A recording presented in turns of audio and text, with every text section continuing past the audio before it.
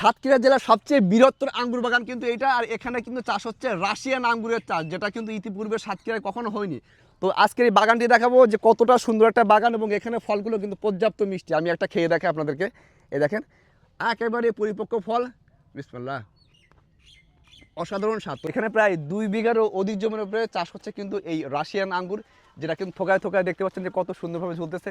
এগুলো কিন্তু পরিপক্ক হওয়ার প্রায় শেষ প্রান্তে। এটা আরও কালো রং ধারণ করলে তখন কিন্তু এটা খাওয়ার উপযোগী হয়ে পড়বে। তো আমার পিছনে দেখেন যে কত বড় বাগান, এবং প্রত্যেকটা বাগানে প্রত্যেকটা জায়গায় থোকা থোকা ঝুলতেছে কিন্তু এখানে আঙ্গুর। এখানে আমি দেখতে পাচ্ছি পিছনে অনেকগুলো দর্শনার্থীরা আসছে এখানের এই আঙ্গুর বাগানটাকে পরিদর্শন করার জন্য। ভাই আপনার নাম কি? আমার নাম মোহাম্মদ জাহিদ হোসেন। এখানে কত বিঘা জমিতে আঙ্গুর চাষ করছেন? এখানে 2 বিঘা 5 কাঠা। 2 বিঘা 5 কাঠা। তো এর সফলতা কেমন দেখতে পাচ্ছেন আপনি?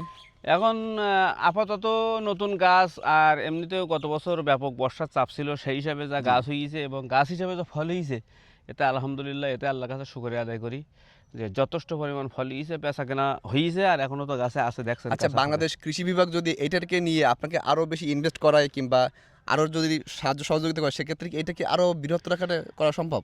বৃহৎ আকার তো করা তো সম্ভব, কিন্তু মেন সমস্যা হলো আপনার জমি। জমি, কারণ আচ্ছা, আমাদের সাইটই মনে করেন যে সবাই কৃষক, আর বিশেষ করে আপনার মনে করেন সব চাষি, চাষি, তরকারির চাষি।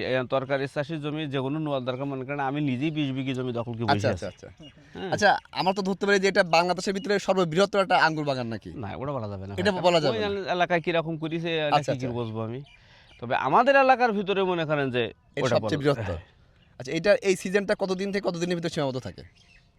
এটা আপনার বাংলা মাস হিসাব করলে আপনার মনে করেন যে মাঘ মাসে 15 তারিখে 20 তারিখে জি, আমরা এই গাছটা কাটিং করি।